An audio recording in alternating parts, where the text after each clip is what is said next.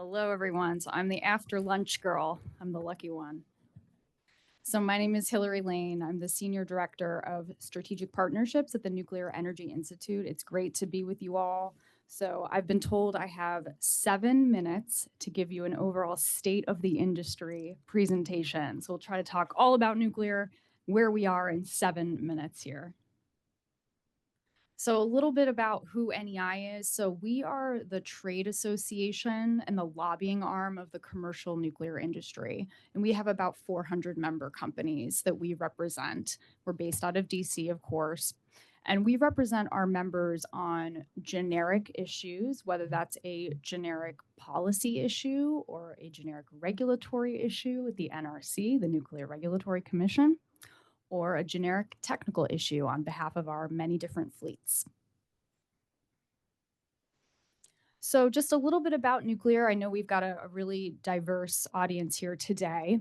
So last year, nuclear generated about 18% of our overall electricity mix. So over the last couple of years, we have seen those numbers now surpass the coal numbers. If you look at the bubble on the right-hand side of the screen, those are just your clean sources, right? And so nuclear represents nearly half of the nation's clean electricity, right? So just wanted to level set here on our numbers from last year. Right, so this is our current fleet.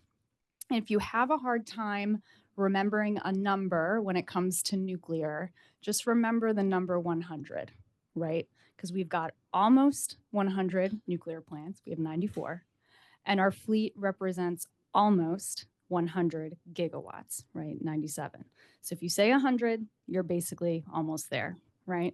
And so you can see we've got a large concentration of plants in the northeast of the country, southeast of the country, and across the heartland. Not too many as we go west, but that's going to change when I show you the advanced reactor map here in a couple of slides. But just wanted to set the landscape of where the current fleet is. Another number I'd really like to point out that's very important is that number on the bottom right hand of the slide. So that is our capacity factor. So that's how often we are on, how often we are running, right? So nuclear has the highest capacity factor of any energy source. So let me repeat that. Nuclear has the highest capacity factor of any energy source, right? Wind and solar sit at about that 25 to 35% capacity factor. Coal and natural gas sit at about 50% capacity factor. And then nuclear is sitting at 93, right? So we're here in Missouri. That's why we consider ourselves the Patrick Mahomes of energy, right?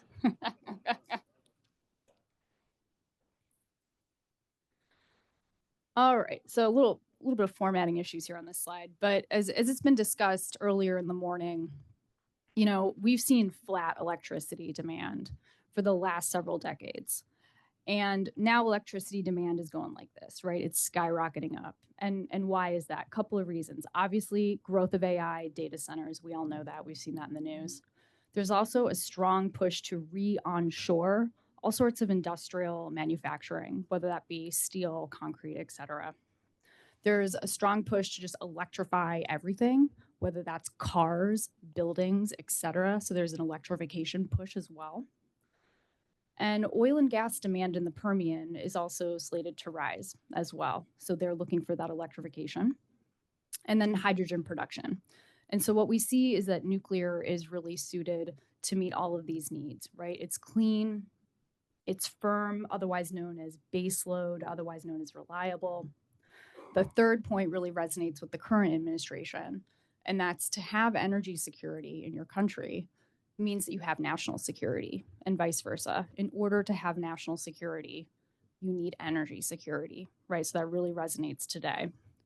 We're versatile, right? There's a lot of different designs now out there to choose from.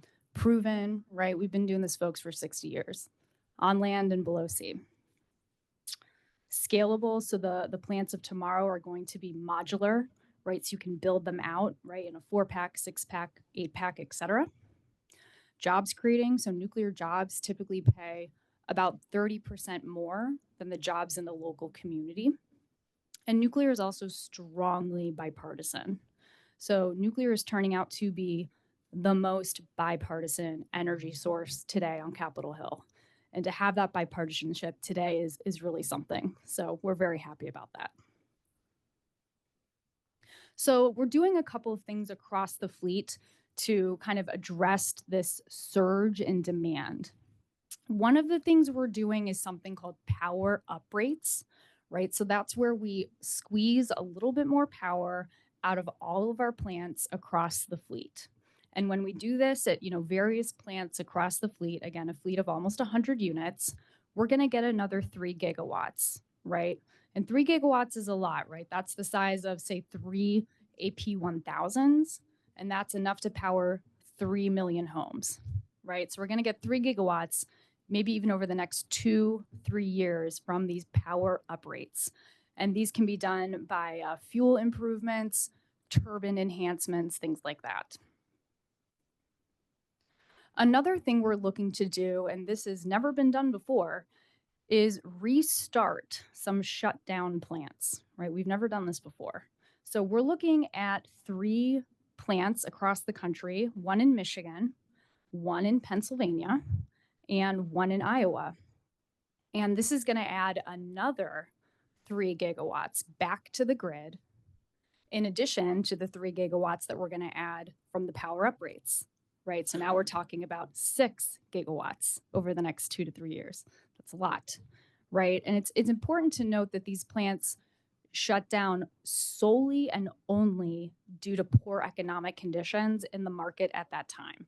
So low-cost natural gas was kind of pricing nuclear out. We had wind and solar that was heavily subsidized at that time. Nuclear was not, right? We did not have an equal seat at the table. It was not an equal playing field. And so that is why essentially these plants were priced out of the market at that time. So these were shut down solely due to economic reasons. And so these restarts could happen as soon as next year. So very exciting. So another thing we're looking to do to address, again, the surge in energy demand is finish half-completed projects. So there is a project in South Carolina. So these are also AP1000 designs, the Westinghouse design, the same exact design that happened at Plant Vogtle, right down the street from them. And so we've got basically a partially completed project here.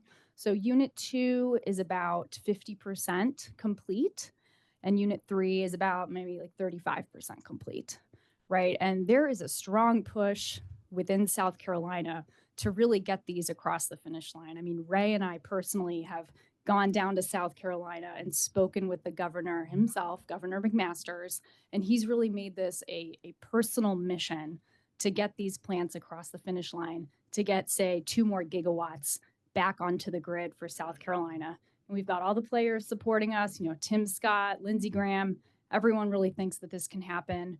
We're waiting for a very big announcement to be made in the next couple of weeks of who the players might be involved in the finishing of this project. So stay tuned, because we think there is going to be some pretty big news here in the trade press coming up on summer.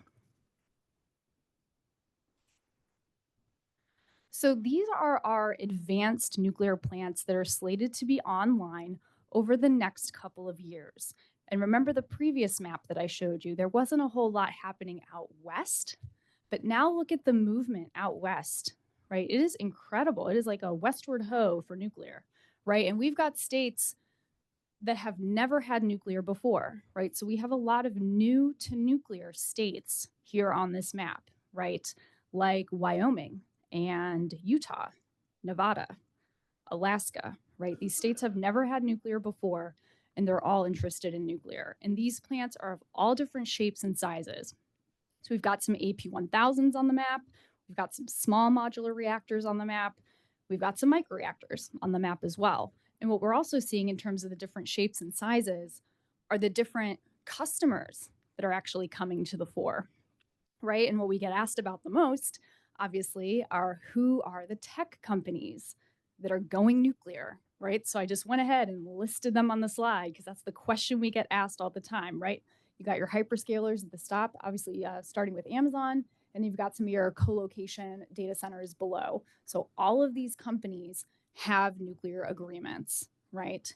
There's a lot of different and interesting types of projects here on the map. One I'll point out that's very unique is the plant there on the Gulf of America, and that plant is actually going to be owned by Dow Chemical, right?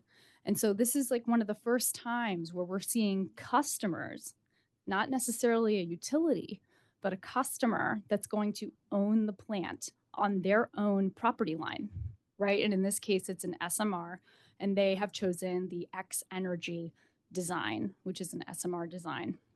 So we're seeing these sorts of arrangements where we have some companies saying, I want that on my property line.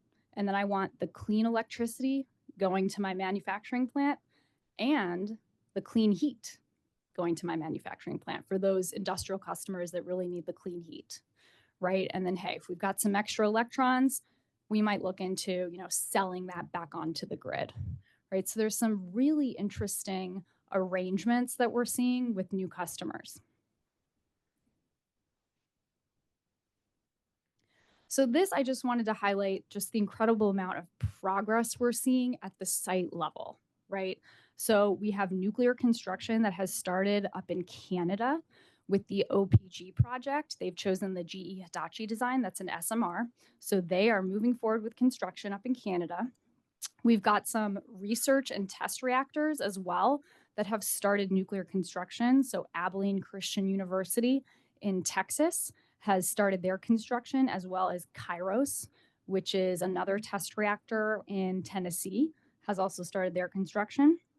We also have some site preparation work that's happened in Wyoming for the TerraPower project that was actually mentioned in the previous presentation. Again, that is the Bill Gates project, right? So they have started their site preparation work in Wyoming. And then we've got some activity as well out at Idaho National Lab, again, for many test projects. So bottom line, we're moving dirt, right? Progress is happening. And a lot of people say, well, these plants are 10 to 15 years away, right? What we're hearing from our members is that many of the commercial plants are slated to be online by 2030, 2029, 2030. The test and the demonstration reactors are said to come online even sooner. So we're hearing 2026, 2027. In fact, the administration has a goal, like let's go critical by July 4th of next year for many of these test reactors. So again, the commercial reactors are slated to go online by 2030. So this slide is really just meant to capture what advanced nuclear really has to offer these new customers, right? So not only do we have the different shapes and sizes, right? But the machines can do different things for you, right? They can give you that clean electricity. They can give you that clean hydrogen, if that's what you need. And they can also give you that clean heat or that clean steam, right? And so what we're seeing because of all of this is just a number of new customers coming to the surface, customers that we've never spoken with before, some customers that would never even have said the word nuclear from their lips 2 years ago, right? So obviously we have relationships with the data center sector, as we've seen. We'll hear more from Ray on that. The oil and gas sector is very interested in nuclear, particularly microreactors and getting them out to those remote regions where they're drilling. The steel sector is also interested in going clean as well. We've got obviously interest from the petrochemical sector. So those are the Dow chemicals of the world, like I mentioned earlier. The mining sector.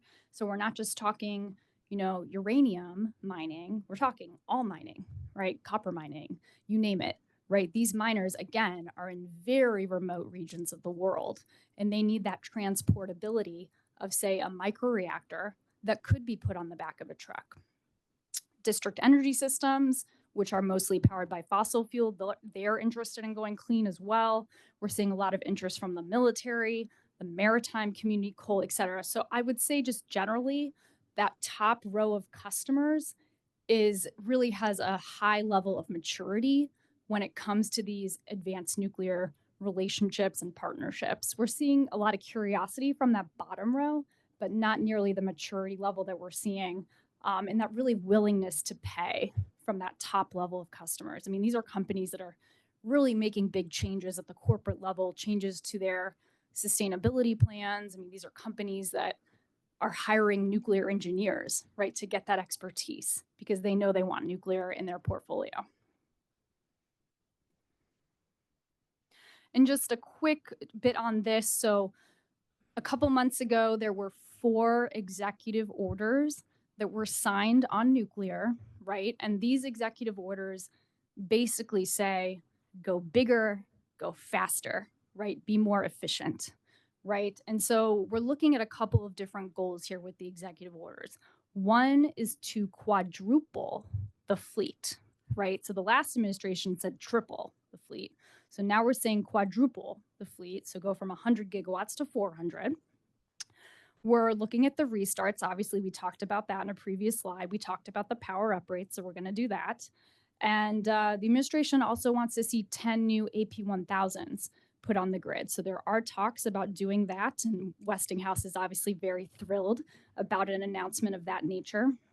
We're looking at speeding up licensing, laying the groundwork for testing. Again, Idaho National Lab is playing a huge role in reactor testing, deploying reactors on military bases for energy resilience, things like that, looking to amp up domestic fuel capability in the US. That really puts an emphasis on conversion capability and enrichment capability in the US.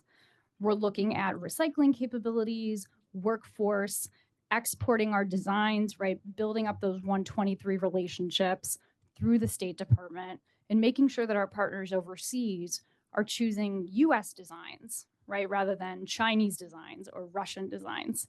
And that's been a bit of a challenge for us over the last couple of years because Russia and China certainly are dominating the global market when it comes to advanced nuclear. So we've got a bit of catch up to do there.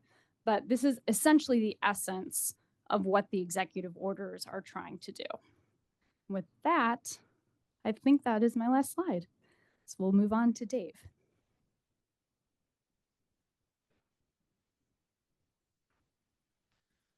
All right, good afternoon. David Williams, I lead business development for our commercial nuclear work that we're doing at Kiewit. Kiewit is a large construction company based in Omaha, so very close by. Our largest office is about 15 miles west of here in Lenexa, just over the border in Lenexa, Kansas, where we have about 3,800 engineers working. And the ones that are working on our nuclear projects are based there as well. So we're a large company. I was going to just give you a brief history of the nuclear generation in this country. When you look at the initial build out, and you look at 1958, the first unit came online in Pennsylvania, at Shippingport, Pennsylvania. And then you jump ahead to 1974, and we had more than 200 units either under construction or in the planning licensing phase at that time. One of the biggest proponents of nuclear energy in the United States at that time was the head of engineering for Duke Power Company, a Southern gentleman named Bill Lee. And he had the famous quote in 1974 that nuclear energy was going to be too cheap to meter. In other words, you're not even going to have a meter on your house. That's how cheap electricity was going to be because of this nuclear renaissance.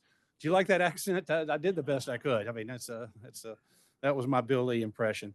And what happened? You jump ahead to 1979, and on March 28th of 1979, we had the 3 Mile Island disaster. But coincidentally, and what most people don't remember, most of you weren't around then, but I was, 12 days earlier, the movie China Syndrome came out. And could you imagine a movie coming out and 12 days later, you have this near meltdown of the nuclear core there at 3 Mile Island, Unit 1. It's a crazy coincidence, but it really put the nuclear industry in a backstop.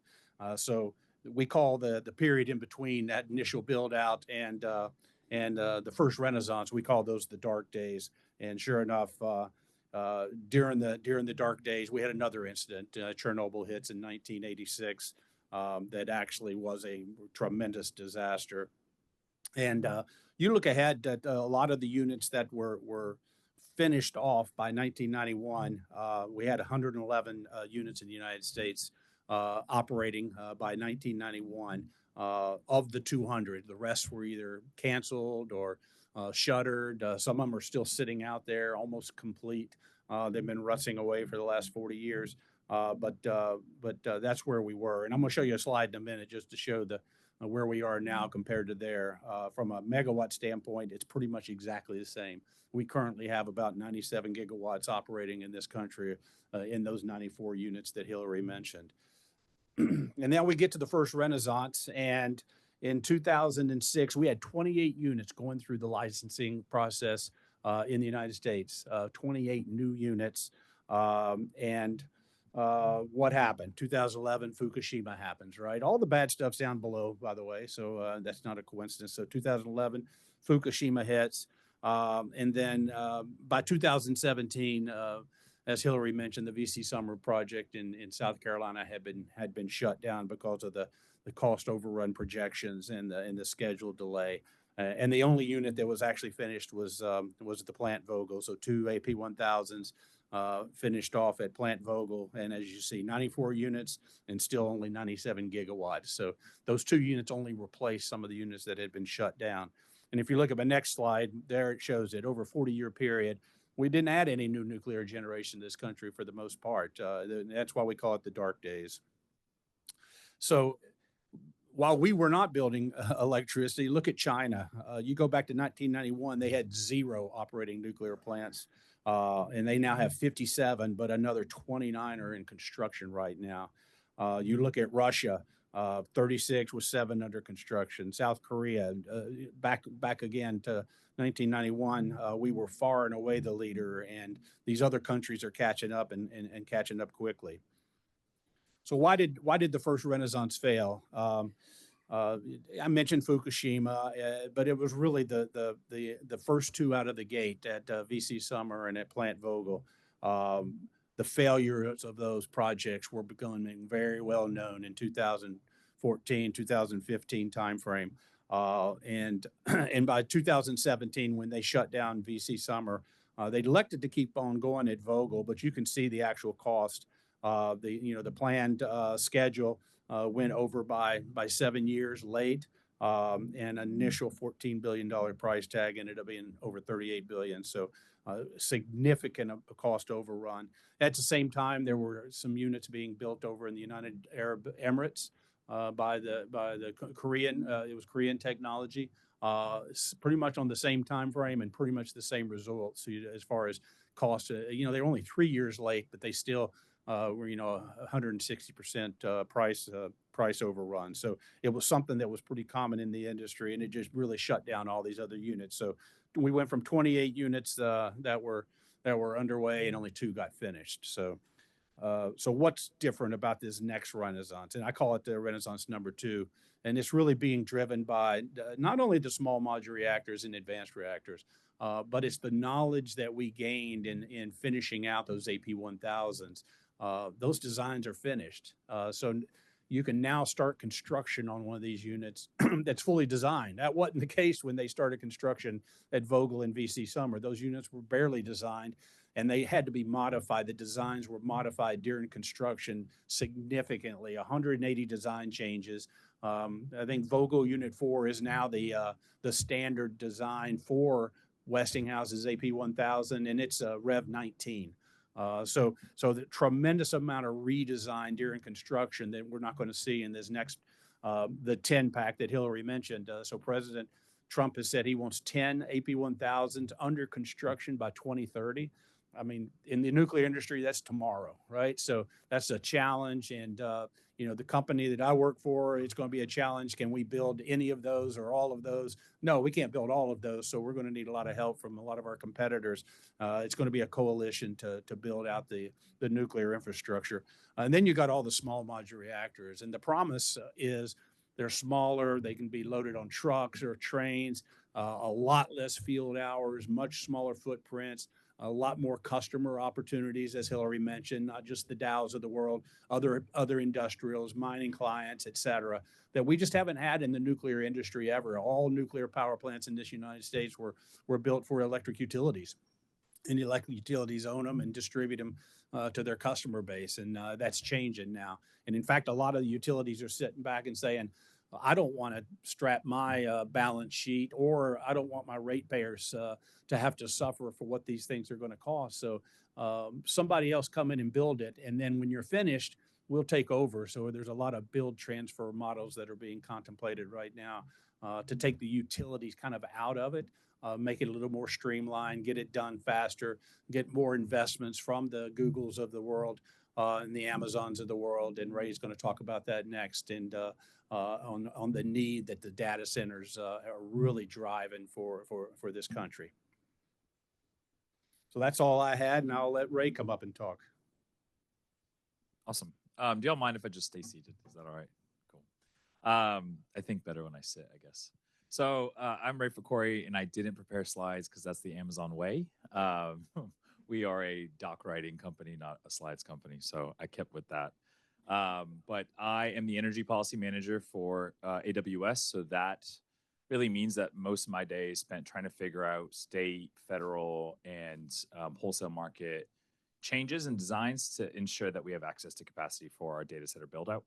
And we have a very wide appetite for the capacity that we need to meet our customers' demands for growing not only the cloud storage portion of the business, but also to grow our AI and our machine learning portion of the business as well. So that demand that we're seeing is translating into what we go out and work with our utilities to try to find access to that capacity. And what we can tell you is that while forecasts kind of vary widely across whomever you ask based on their modeling, our demand is real. And so we're seeing that we're not building in the hope that customers are there, but we're really building because our customers are telling us they want more access to services that we provide. So we're starting to see the model from the data center industry kind of change a little bit from what it used to be when we first got started in 2009 of, you'd call up your utility and you'd say, hey, we need access to power here because this is where fiber is and this is where broadband is the strongest. And then we're going to build out a campus, one data center after the other in a series of contiguous land parcels to get us to our ultimate goal. Now that we are seeing, the need for less latency requirements because of the growth of AI, machine learning, the training and inferencing that goes along with that, we have the ability to kind of expand that search into, well, where do you have access to capacity utility? And can you get me my ultimate goal in a series of years? So this idea of give me my overall projection day one of, you see all these forecasts of 100 gigawatts day one. That's not really how it goes down. It's, hey, I'm going to need a gigawatt of power over the course of the next 5 to 7 years. Work with me on a load ramp to get us there. So the ability to kind of achieve that. And so because of our growth and because of how quickly we can really turn over a data center, which takes about 18 months to build a single campus or a single shell in a campus, we've been starting to explore and invest in small modular nuclear reactors because of the ability to scale, the safety, and then the reliability benefits of it all. So, we've said small modular, it comes in many different flavors, but our preferred flavor is the X Energy model, which is an 80 megawatt reactor that is located in a 4-pack. So you have 4 80 megawatts reactors kind of right next to each other. It is a high temperature gas cooled reactor, which we have been able to explore the safety of it, and safety there is so high that really gave us the confidence that we need to be able to make an equity investment in X Energy to the tune of $500 million to bring about 5 gigawatts of X Energy's XE100 by 2039. So it's a big bet. It's an accelerated timeline. And our hope is that with this investment, it's a little different than what you'd see in a typical power purchase agreement of, if you build it, then we will buy if the price is right, and more in favor of, well, we want to see this come about, so we're going to make the equity, but we're going to put the money in up front. And we're going to learn from all of the investments that we make and all the decisions that Hilary's going to help us with at the NRC to ultimately get to the point where we can have a project be built and scaled in a matter of months versus decades, right? So we can bring forward an application to the NRC. These facilities can be built in a factory and deployed. And so that would help us meet the trajectories and the timelines that a data center build out would take. So that's kind of the thought process there. And so because of this investment in X, what we also did last year is announce an investment in our first site for a XE100 facility, which is going to be in Washington State with Energy Northwest, public power utility consortium out in the Pacific Northwest.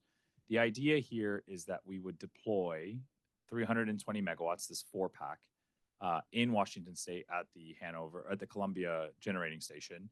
So that would help us be able to bring forward, and we're covering the costs of bringing that forward through the permitting application cycle at the NRC and learning all of the things that we'll need to learn for future projects. And the thing that gave us the confidence in that was the fact that the Dow investment with X Energy, right? So we talk about nth of a kind often, and well, what do we need to do to get that cost curve down?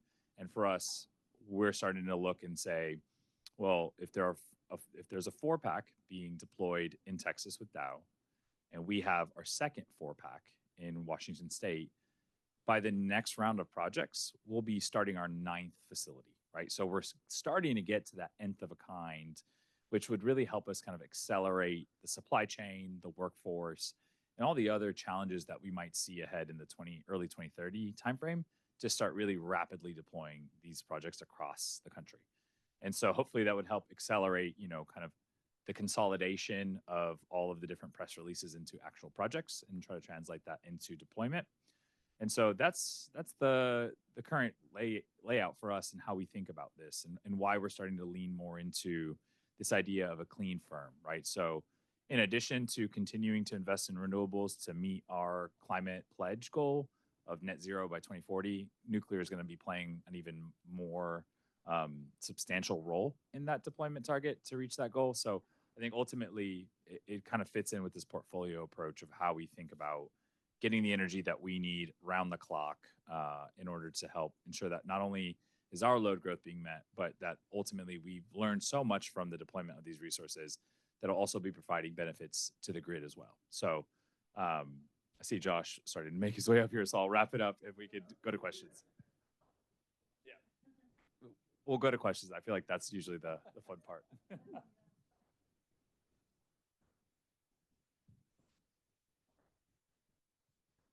Do we have any questions from the audience before we kick off and I settle up here? All right, I asked this question at the last session. We are talking about building a lot of power, right? And there was, in the 80s, we were talking about building a lot of power. And then a lot of that generation was stranded. It wasn't used at that point, right? There's some that has been used since then. But what are your thoughts on all this talk of hundreds of gigawatts for something that's not here right now, right? How do we not repeat that? Is it in the nuclear industry? Is it in the data center industry as the user? Is it somewhere else? How will we make sure that we don't repeat that? I guess I can go first.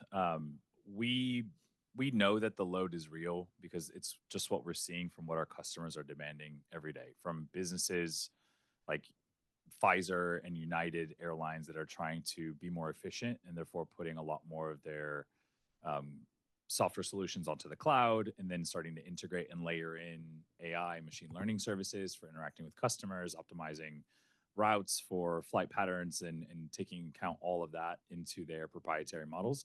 So that demand from our customers is just only growing. And we've seen that only continue to grow since COVID with everything going to digital and virtual and everyone being everywhere all over at once.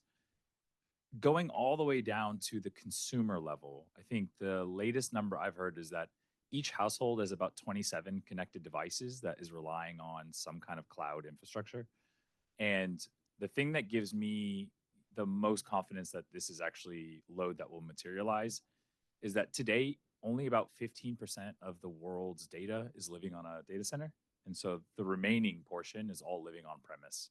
And so we've really not even cracked the surface of what it means to have just the cloud storage element of my business kind of moving, right? And that hasn't even integrated any of the autonomous vehicles that we're discussing and any of the growth in future deployments of AI, right? We've just barely scratched the surface of all of these tools. So we're learning and we're becoming more efficient, yes. And as we become more efficient, we're able to offer better services that folks will want to integrate and take advantage of. So I think we're not really going to efficiency our way out of this, but there are going to be opportunities for us to make really thoughtful investment decisions, which is why at Amazon we're advocating for the grid whole approach, right? Don't just build generation and then call it a day. Like, make sure that you have the forecasting right, make sure that you're planning transmission properly, and making sure that you're doing more with less when it comes to integrating grid enhancing technologies to the existing transmission infrastructure, so that not only are you using the most efficient transmission that you have now, but things like dynamic line rating and reconductoring, just to really ensure that everything that you are investing in is going to be the most cost effective and beneficial to the system as a whole. And I would just add that the current plan for new nuclear can't even possibly keep up with the load growth that these guys are driving us toward. So the worst thing that could happen is it wouldn't be that bad if we end up with excess nuclear capacity and we can shut down some of these older coal plants that right now are running on Band-Aids and running because they have to run. So if we could clean up the existing generation fleet by having some overbuild of nuclear, which I can't see happening, but if that was to happen, that's not the worst thing that could happen. Yeah, I'll just add the nation's first coal to nuclear plant is actually going to be in Wyoming, right? So you saw the map, lots of growth in Wyoming.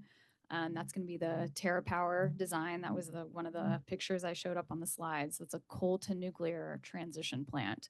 It was a really interesting project. Again, that's owned by Bill Gates, because they pulled different coal communities in Wyoming that were already slated to shut down. They were just end of life communities and end of life projects. And they said, well, which community would potentially be interested in a nuclear plant once this coal plant shuts down? And they weren't really sure what kind of interest they would get from the different communities in Wyoming. They weren't expecting much. It turned out that all 4 of these different coal communities were competing for the project. They really wanted it, right? They wanted to save their community. They wanted to save the jobs. They wanted to save the tax base that would continue to flow back into their community, right? Because when these coal plants shut down, it destroys that community when there's not another option. So these 4 towns were competing for the project, and ultimately it went to the small town of Kemmerer, Wyoming, which got the bid, and they're starting the site preparation work now. And that's going to be an incredible economic opportunity for Kemmerer. 2,000 craft jobs coming in, and then once the plant is built, 350 approximately full-time jobs. And the beauty there is that the folks from the coal plant will actually get to keep their jobs, right? They get to keep their jobs. And by the way, the nuclear plant will pay them 30% more, because again, nuclear salaries are higher than coal salaries. So there's just a huge economic driver for a coal to nuclear transition, right? You've got the infrastructure that's already there. You've got the rail lines there, the power lines, you've got the workforce, you've got a supply chain there. So there's just an incredible business opportunity for what was mentioned, that the coal to nuclear transition will likely pick up as some of these plants get towards end of life.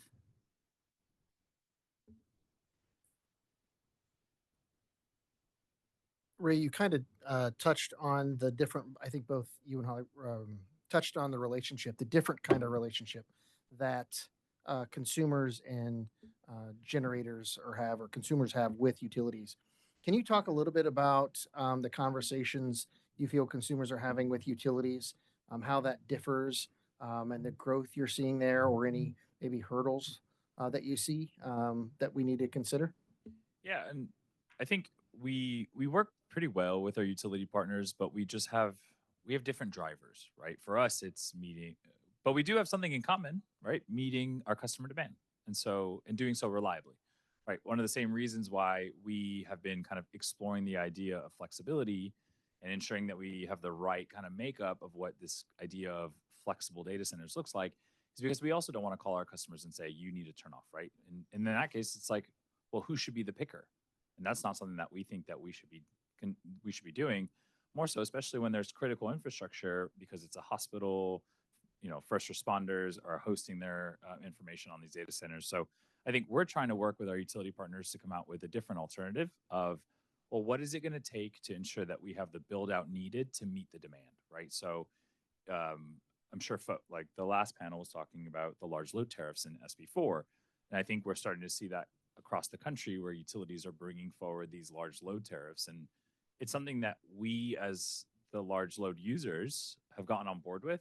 And one thing we've tried to ensure during these regulatory proceedings is one, they remain at the regulatory level, right? That they aren't, occurring at the legislative arena where maybe there aren't as many technical experts and you don't have, a year to kind of really assess and vet the proper information and make sure that you're collecting a data-driven approach to setting these rates.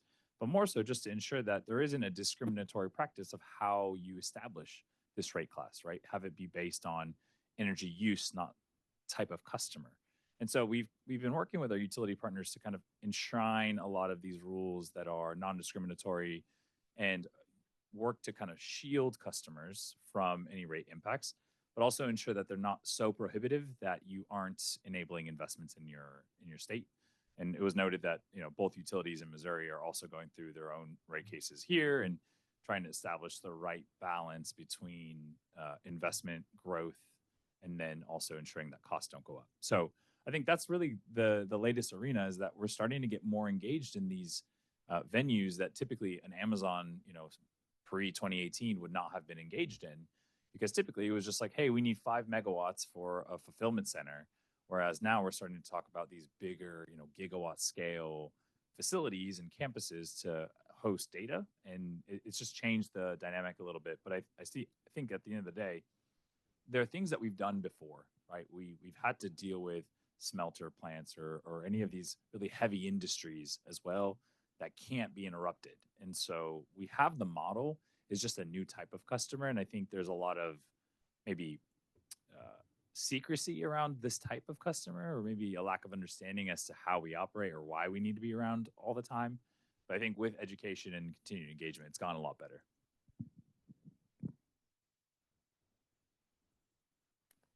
All right.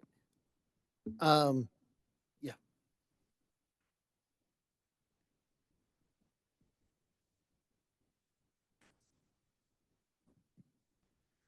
Hey, I was appreciate all the presentations today. I was curious if there are still work to be done in the optics area of nuclear. I know you mentioned the Dark Ages era and some incidents, and I don't know how those resound with everyone. Obviously, there's a lot of technical folks in the room, but I'd be curious if that, in lieu of NIMBYism and bananism, is still something that's an important factor today. Okay. Yeah, I hadn't heard the banana acronym before. That was a good one. Won't forget that. So nationally, nuclear favorability nationally is about 65%. So that's the highest numbers that we've seen in quite a while, actually. And it was really interesting because we saw a huge uptick happening after COVID, when people were really starting to analyze kind of energy markets. So huge uptick starting from 2020.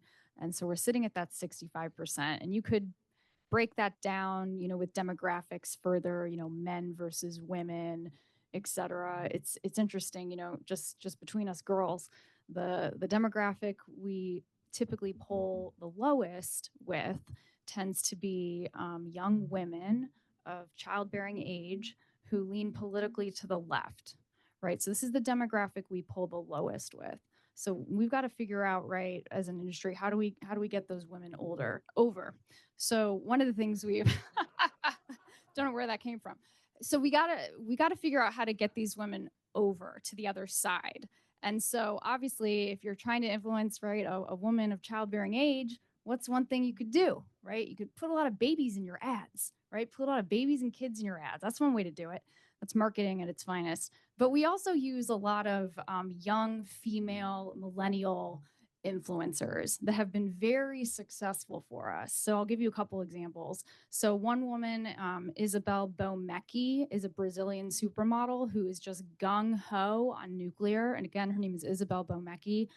She happened to marry the CEO of Airbnb. Must be nice, right? And so she's just gung-ho on nuclear. She just wrote a book about nuclear. And so that's a type of woman that we give a platform to, right? And we invite her to our events and we say, hey, let's get you out there. Let's show you off to the masses and let's do some book signings and events. And, things like that work like a charm. We also have women like Grace Stanky, who is former Miss America, hails from Wisconsin, and she happens to be a nuclear engineer. Right. So we had a Miss America who was a nuclear engineer, and her platform as Miss America wasn't to, save the sea turtles. It was to deploy nuclear plants. And that was her platform during her reign. And, she toured all around the country, wearing her crown, talking about nuclear. And she now works for Constellation as a nuclear engineer. So again, that is an example of a young millennial woman that we were happy to give a platform to again get that demographic over of these young women that we tend to pull the lowest with. So again, broadly speaking, we're seeing the numbers go up, and we're really happy about that. But we're always looking to improve. One thing we're seeing, so we mentioned the Westinghouse 10 pack, and they're going to be going, with a coalition of utilities to try to meet that. Every site that they're looking at are either at existing nuclear stations or sites that had previously been licensed for nuclear, like the VC Summer site, like there's several others in the mostly in the Southeast U.S. And so those are going to be easy picking, right? Because it's in backyards where people have already accepted nuclear power. So I think once you get a few of those going, you start seeing the momentum, and you'll have a lot less protests.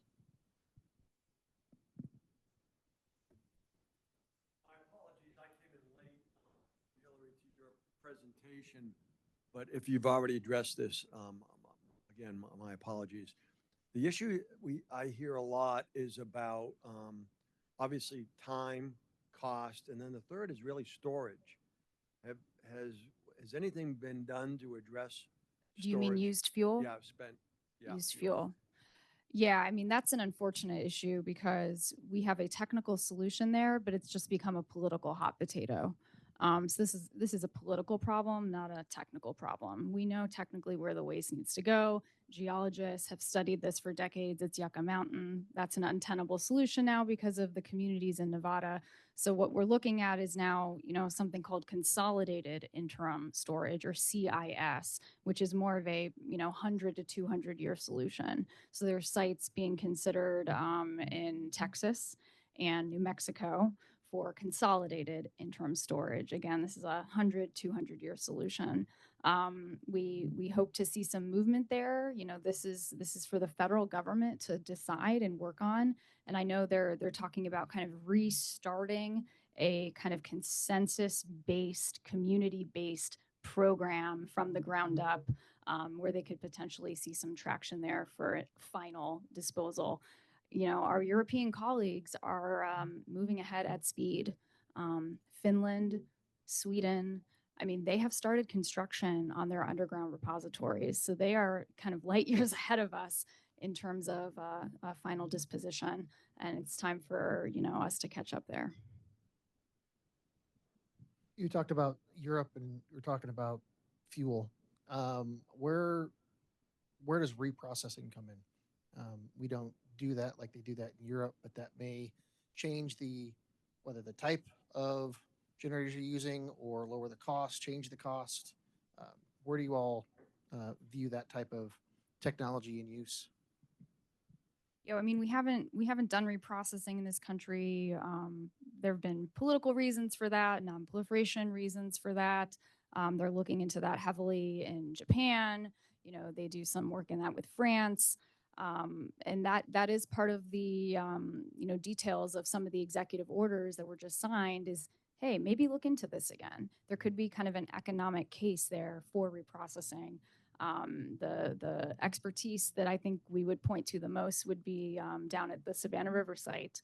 There's a lot of work that goes on in reprocessing, research and development down there. So I think that would be a good starting point. But yes, we do see a lot of that in Japan and France, other parts of Europe, and it's looking like we might look in that direction more. Because my only comment would be, right now uranium's just not that expensive. Unfortunately, we buy most of it from Russia. So that's not an avenue we want to continue down. So we want to find new sources for uranium, and the more we could find ways to reprocess, not only does it help us with the fuel availability, but it helps us on the back end with the amount of waste we produce. If we could turn some of that spent fuel into reprocessed fuel, that would help go a long ways. And I'll just add on the waste. People think there's like just eons and eons of waste out there. If you actually took all the nuclear waste in the country, it would fit on one football field. So that's how much waste we're really talking about here. And the nuclear industry is the only industry that can actually say, I know where all of my waste is. I can track each canister, right? Can other industries say that? They can track all of their waste, right? And they have a material control and accounting program for all of their waste. We are the only industry in the energy space that can track every bit of our waste, right? And so we're proud of that.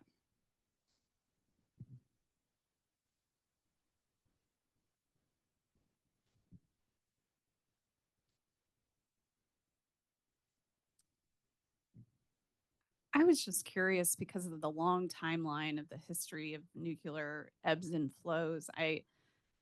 I'm wondering where the regulatory environment is around it. If, we're talking about the 90s, some of those folks are probably not there anymore. And, I imagine some folks would find that the less regulations, the better, but not in the case of nuclear, I imagine, because you don't want the dark days to return, right? You want there to be consistency, stability, safety.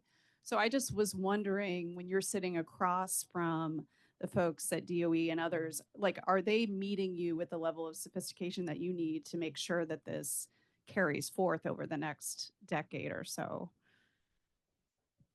Yeah, I'll start with it. One of President Trump's announcements was he's going to overhaul the Nuclear Regulatory Commission. Currently, it takes about 3 years to get an application approved by the NRC, and that application has to be tight when it goes in. If there's any problems, it's just going to take even longer than that. But TerraPower, a brand new technology that's never been built before, just got their application approved within 18 months. So we are seeing signs that the NRC understands they need to be more proactive, less disruptive.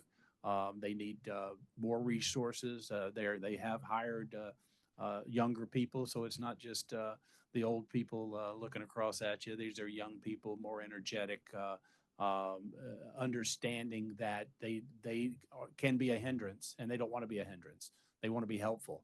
So they're helping us get the applications properly written so that they can be approved in a more expeditious timeline.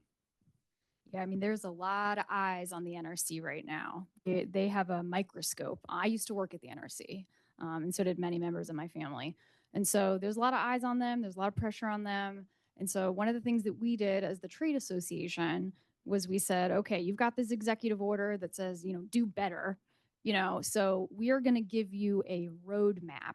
So NEI actually gave a roadmap recommendations report to the NRC that said, here's 100 recommendations of what you could do to meet this EO, right? We know times are tough over there. So here's your roadmap. We're going to make it a little easier for you of how to do it. 100 recommendations that would, end of the day, probably touch 1,000 different regulations. And we got pretty detailed, 10 CFR 50 dot blah, blah, blah. Look at this and change this. We got very detailed in those recommendations. Like Dave was saying, things like putting timelines and milestones on things like a construction permit, an operating license, capping the fees at the NRC. A lot of people don't know this. Who funds the NRC? Who funds the salaries at the NRC? Who funds the rent that they pay, the lights that are being on? The industry funds that. So the NRC is 90% funded by the industry, right? So we're paying those fees, those annual fees and those hourly fees. So another part of our recommendations, cap those fees, right? Lower those fees. Looking at environmental reviews, environmental categorical exclusions, right? Move away from an EIS, move away from an EA, get to those categorical exclusions to kind of streamline the environmental review process. So again, 100 different recommendations. We laid it all out for them, clear as day. It's a nice roadmap. It's public. We're happy to share that. Folks want to take a look at that. But certainly they're seeing a lot of change.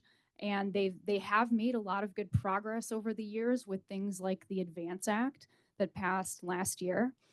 So we're seeing a lot of good improvements, but there's still more work to be done. And that's what that roadmap is getting at.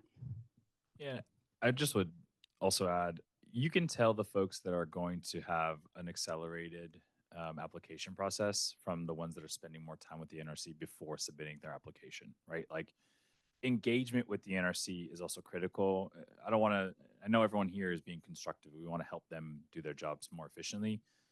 Going slower doesn't certify that everything's going to be safe either. So there's this opportunity to just cut around the edges of things that would typically just increase the review cycles, right? Multiple NEPAs because it has to go through an NRC review and then a brand new NEPA because a DOE needs to examine, and so I think from our standpoint, we don't want to reduce regulations because we want to cut corners. We just think that there's streamlines that can potentially help encourage them to do their job better. And so, today it's how quickly can we get through the process, but ultimately it's going to be, well, how can we ensure that we have the same project, the exact same, XE 100 just placed all over the place. And so there will be opportunities for us to just accelerate that. And I think the future is going to be so interesting too, because I think a typical application at the NRC is like 1,500 or 2,000 pages, which just takes forever to review. And scaling that back simply by allowing AI to go in and bring you a summary and scaling that down, the application down from 1,500 pages to something that's more digestible is just like a very easy first step. And I think we all use some sort of AI in our day to day. So it's just as we get more sophisticated with these technologies, there are opportunities to help streamline without minimizing the safety part of what they do. Yeah, and we're realizing that, if you look at the risk profile of these advanced reactors, it's actually quite similar to, say, like a research and test reactor.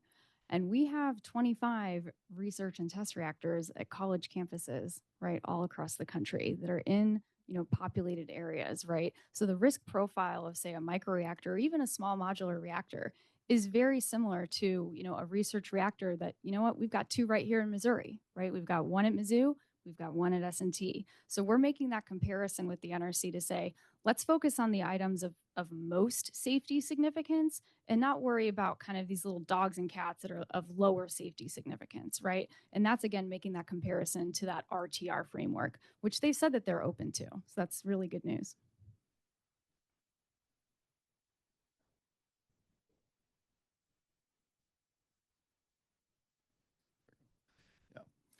Kind of a two-pronged question. For sake of discussion, there seems to be quite a few nuclear advocates out there that like to kind of, for lack of a better word, pick fights with the solar, wind, battery industry and say we're better, blah, blah, blah. So the two parts are, what is NEI's like official position relating to solar, wind, and batteries? And what insights do you have on what nuclear technologies, how they work with solar, wind, and batteries? Some may be better than others, or any insights along those lines? Yeah, I mean, our official mission and vision at NEI is a world powered by clean, reliable energy. Okay, so that's our mission and vision. I mean, ultimately, it's not going to be like a one size fits all. We recognize that every energy source is going to play a mix. Even if you look at the new project that was just announced, Fermi America, right in Amarillo, Texas, in the Panhandle, they say we want to have the kind of the largest energy site in the country. Right. And that's being led by former Governor Rick Perry and some of his colleagues. And so they want multiple AP1000s. They want gas. And I think they're even going to sprinkle in a little bit of wind and solar. So I think that's an example, even, in a place like Texas, where they have this kind of all of the above strategy. So I think that's kind of a good example.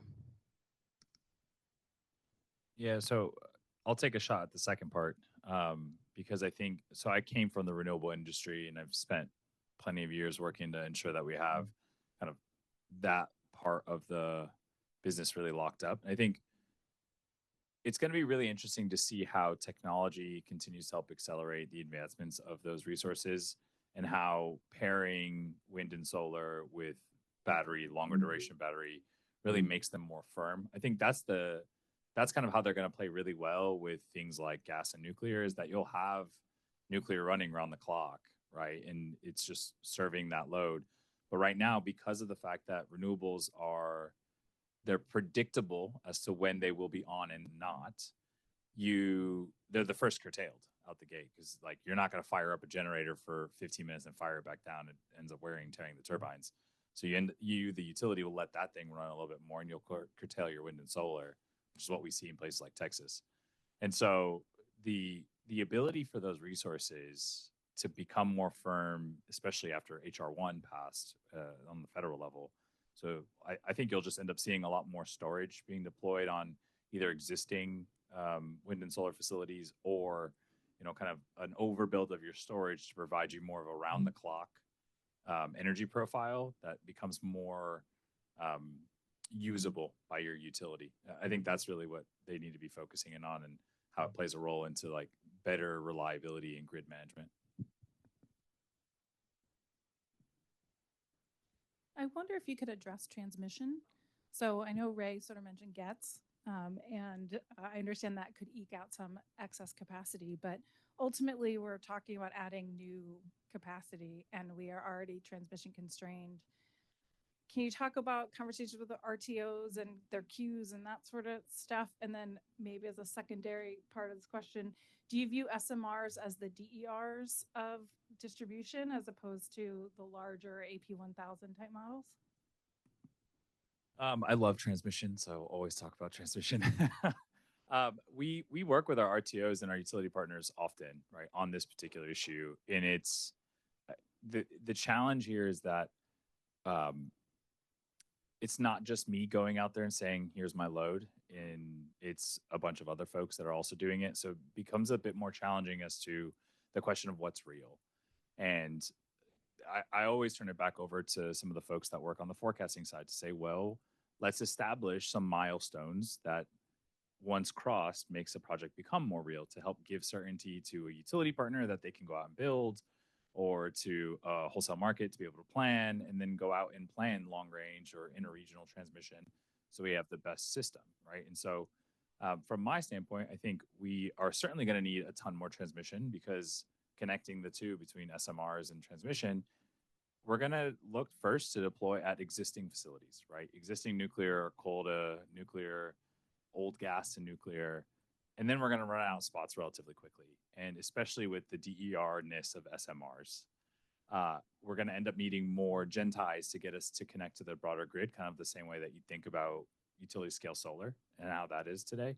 Although the difference is that because of the smaller land profile of an SMR, which is probably about 10 acres, you're not going to have to run them super far. So you can have it sited closer to load and closer to load pockets compared to an AP1000, which might not have the same kind of ability to build that resource. And so I think that's how I'm thinking about the way that transmission interacts with a lot of this, that we're going to need a lot more transmission, but we might not need it for ultimately longer ranges, potentially.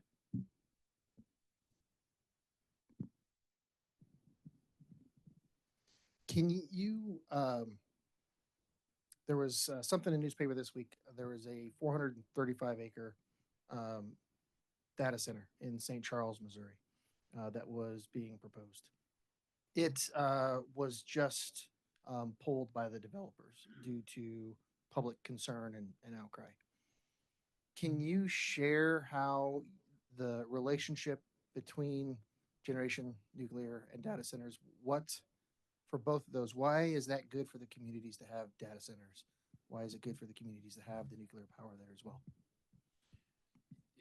From my perspective, you're bringing in hundreds of millions of dollars in tax revenue without having to move in thousands of people to run the facility, right? Like, we love all types of economic development. We're big fans of all of it. But if you're going to build a data center, one of the benefits of it is that you're going to have a ton of construction jobs, and those jobs will roll from one shell to the next. And we build shells in a series of 12. So you might, if it's 18 months, you're going to have jobs for a decade, right? So that's a lot of jobs rolling one to the next to the next. So you have that long-term certainty, right? We think of construction jobs as temporary or not full-time jobs, when really, if you have sound policy that's stable, they're just rolling one gig to the next, and they don't have to travel far. The benefit of of our SMR investment is that it doesn't take 400 people to run, and it's really a handful of people, maybe like 20 people, to manage a data center or manage a SMR facility. And so that helps us on the cost side of all of this. And when you build in a community and you're making these investments, if you're then going to require 1,000 people to move into that community to man the facility or work in the area, you now need to build 1,000 people's worth of first responders and housing and all this other infrastructure that's going to be needed, schools, all to ensure that you've kind of integrated enough of those folks into the community. And so that's the struggle. And I think from my vantage, it's you're just getting a huge boatload of cash and not having to do all of that, right? So I don't know. That's just really how I think about the benefits here, is that there's the benefits of the economic growth. A data center coming will then bring other customers that are in the high-tech space that will utilize those facilities, which then brings more economic investment opportunities. And then with our investments in things like community colleges, trade schools, infrastructure, right? You're getting more reliable systems. And so there's really just kind of all of these ancillary benefits that build off of that. Yeah, it's the very similar benefits for a nuclear plant. Like I was saying earlier, it's, the high paying jobs, that 30% increase in job salary, and it's that tax base that's going back into the community. But your question really gets at workforce too. And, there is a severe trade and craft shortage in this country, right? And we're realizing that it's not more nuclear engineers that we necessarily need. We have enough of those. We need, more pipe fitters, welders, electricians, forge masters, boiler makers, et cetera, because we need those folks to actually build the plants, right? All those 60, 70 projects that I had up on my map, many of which will be in construction, potentially in parallel. So it's really a focus on the trade and the craft workers that we need to put a large emphasis and focus on. And I know that's of interest to many of you in the audience, and I'd love to continue that conversation. And workforce is a big piece of what we're looking at NEI. One of the things we did was, start them young, right? So we developed a K through 12 curriculum, nuclear curriculum, that's available to schools across the nation, free of charge. We work with Discovery Education and ANS, the American Nuclear Society. We work with Department of Energy. And this is, again, a tiered K through 12 curriculum that starts getting kids to understand, well, how are you able to watch your TikTok videos? Well, you got to plug that phone in somewhere, and where does that electricity come from, right? So start kind of educating the kids on energy and where that comes from and why that's so important. All right. For each of you, what's the difference from dealing with the state versus the federal? What's the thought process, the timeline, hurdles, the opportunities? You all, both industries are looking at expansions across the country. So it's not just in Missouri or just the Midwest. You're not just dealing with MISO. You're across the board there. So are you seeing that as a huge problem, having to deal with local, regional, and federal, or it's kind of a bunch of different questions in there, state versus federal? I guess I'll start. So at the state level, we're seeing an incredible amount of momentum for new nuclear. So many different state bills that we're tracking. We've got a whole state team that tracks that full time.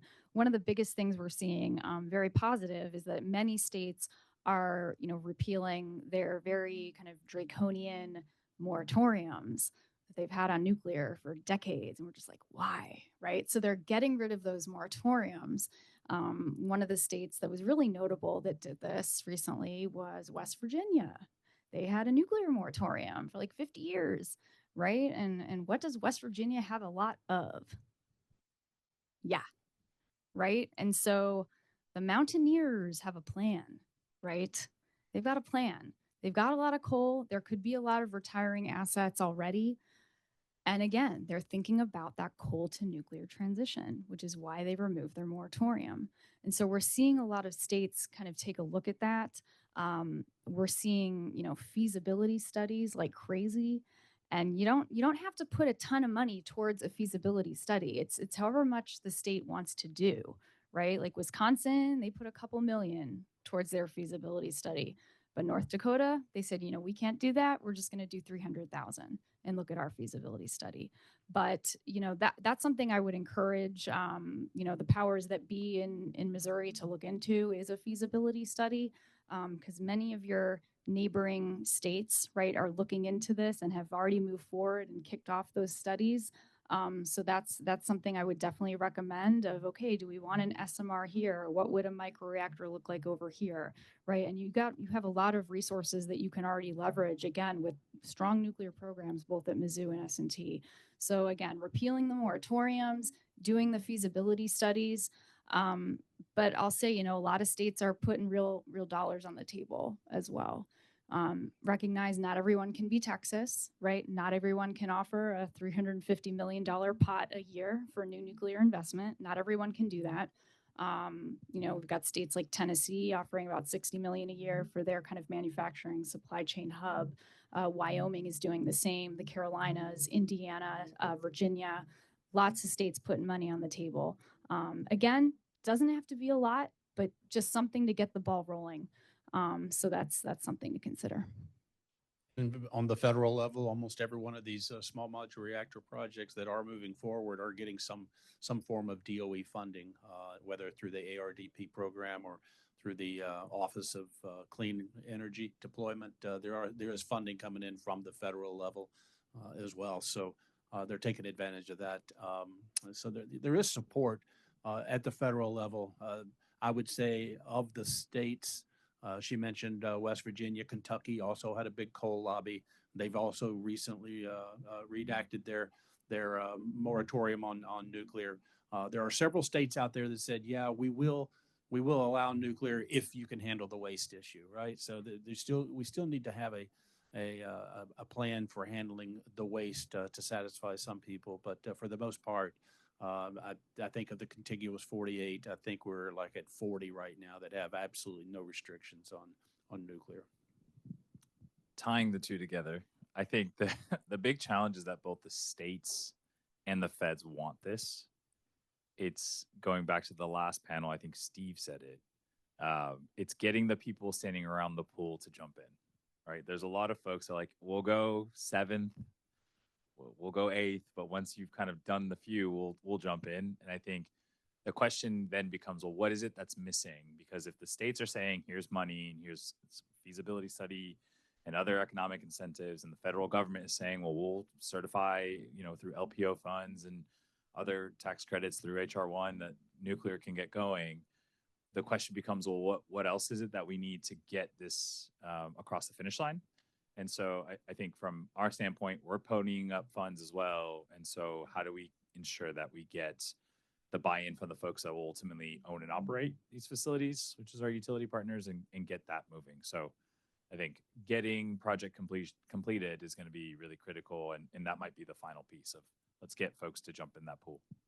And there's things like cost overrun insurance that's being considered as well at the federal level.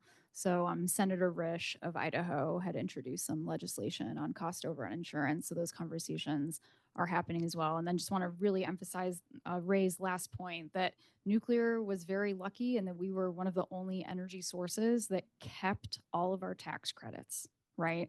We are in a very good position because none of those got axed during this, last reconciliation. So we kept our production tax credit and we kept our investment tax credit, which is up to a 50% investment tax credit for new nuclear, right? So we're thrilled that we were able to maintain all of those, into this next round. So it's great. All right. As we come to a close, just want to give each of you an opportunity for a closing remark. Okay, well, one of the women on the previous panel said there's never been a more exciting time to be in the energy space. There's never been a more exciting time to be in the nuclear industry, right? My entire family works in the nuclear industry, so I can truly say we are a true nuclear family, right? We truly are. And, my family members who've been in the industry for 50 years have truly said they've never seen a time like this. They've never seen interest like this. They've never seen interest from all these different sectors, like the oil and gas and the petrochem and the tech sector and the steel sector. It's just very exciting. And if anyone is interested in learning more, this is a shameless plug. We are having our flagship event in a couple of weeks down in Atlanta, Georgia. The event is called NEXT, NECX. It is our flagship nuclear event. We're expecting about 1,000 folks to come. So if you'd like to learn a little bit more about who are the players in nuclear, what are the issues and the hot topics in nuclear, we would love to have you at our flagship event and hope to see you there. Thanks. I happen to have two daughters who have childbearing age, and I don't ask them their voting practices because I'm afraid to answer. But I have joined Women in Nuclear. There's an organization out there called Women in Nuclear, and it's a huge coalition, and it really is driving that nuclear is a cool field to be in, and the amount of nuclear engineers and really engineers of all disciplines that we now have coming in interested in working in nuclear. Nuclear is a cool industry to be in again. So when you go over to our Lenexa campus over there and see those 4 huge buildings, if you took a tour of that building, you'd be surprised how many of the engineers are nuclear. I'd say probably 30% easily. When I was in engineering school back in the 80s, if you saw a woman on the campus, she wasn't going to nuclear classes, So it's very much changed, but there is a rebound of the industry that I think is very important. But the big unknown is not the regulatory approval. We'll get there. It's not the money. We've got the money. It's the cost and schedule certainty. It's the cost and schedule certainty. Everybody's looking at me and saying, will you guarantee the cost and schedule? And the first ones out of the gate are going to be hard to guarantee because there's just so much unknown. But as we can start deploying and getting to that end of a kind, you're going to see these things being built just like we're building gas-fired plants right now. Advanced gas-fired plants, same number of megawatts. We're building those and build them in 3 years at a guaranteed price. And we're hitting those prices every time because we've built enough of them and we have the confidence and we have the workforce that's trained and knows how to do it. We'll get there in nuclear. We just got to get some momentum, and these first few out of the gate have to be successful. They have to meet cost and schedule goals so that we can get that momentum and get going. Load growth is a great opportunity, right? I think oftentimes we get so spooked by these numbers that we freeze and have a hard time kind of accelerating, getting going, and fixate on, well, the problems are too massive. Let's just really reconsider whether or not we want this. And we would say that this is really an opportunity to kind of showcase the best of what we can build and the best of what we can kind of pull together as a solution. And so let's really focus in on how do we ensure that we have the system that we need. If it requires changing, let's make those changes. If it requires updating, let's talk and figure out a way that we can actually get to the objective that we're going versus kind of really hunkering down and saying the moment's too big. Let's just let it pass. Please join me in thanking the panelists today. Appreciate all of your insights. All right, we're going to take a break and we'll be back